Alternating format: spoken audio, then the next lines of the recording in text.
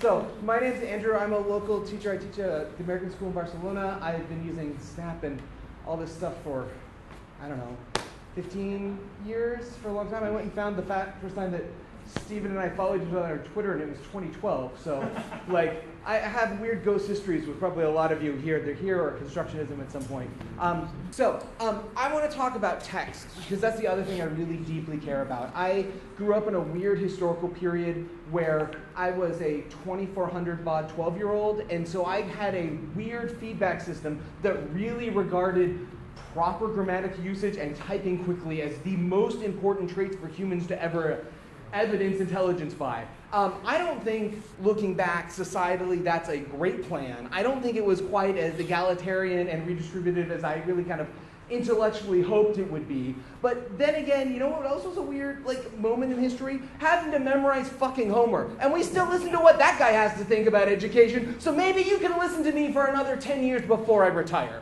Kids need to write to each other more.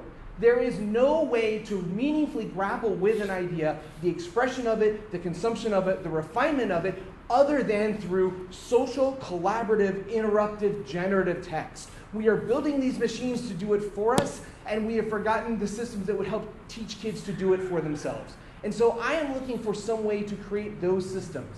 Those are systems that are comprised on a couple of different levels. Do I have to justify that to you, or is this a group of people who have good keyboard fingers and have friends that they have ever gone to a wake where you had to wear a button with screen names? Right? This is the lives we've lived? Okay, so I'm not going to justify why the community that generated, all of this is somehow important to justify in text. As a computer science teacher, I want my kids on the Snap forum to talk to Brian because he is so much smarter than I am, and oddly enough, he is still more patient with 14-year-olds, which isn't fair. You should be able to do one of those two. Instead, we have these systems where, in the last decade, we have fundamentally lost the battle in schools for kids' participation in a semi-protected, semi-public internet where they're building meaningful connections across the globe with other people who are interested in what they're interested in or the domain experts of what they're passionate about. My child got somehow the last miracle grasp of that as she was adopted at the age of 9 by American Girl Photo Instagram. There was a group of 17-year-olds who got every 12-year-old girl they saw join Instagram into a separate direct message of "Here are the creeps." Here are the creeps is a fundamental social function. Where do we teach our kids to call out "here are the creeps"? Because it's not in school. Because there's a bunch of fucking creeps and we don't call them out.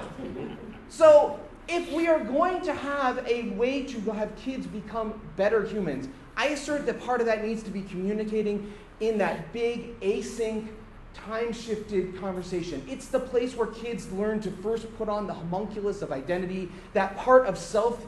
We ask kids, what should you do when no one else is watching? The person that is typing is the first person who's aware that no one else is watching, and that is the person they become. If we're not giving them a playground to work on those skills, we're not doing our job. And you know all the reasons why we don't do it. Here's one. There's not a single child safety policy that will ever pass the reality of what we know these interactions look like. To have async, meaningful conversations with other humans, the reason why they're powerful is that they are async, and you hit people in moments that I honestly think they need that connection. They reach out for those people. I have reached out for those people since I was 12 and got dragged to a Renaissance fair in the back of a Subaru Outback by people who said, "So have you ever listened to 2112? Do you want to know about Ayn Rand?" These are the afternoons that you had on BBSs in 1988. So, there are people out there, and there are dangers, but at the same time, every time I was in crisis, it's those networks that gave me the people that helped me through it. And I don't think the fact that the lawyers would say there's a risk is ever a reason for us to not engage fully where our children are in the ways that they need to be supported. I think that's going to be my long time. Thank you.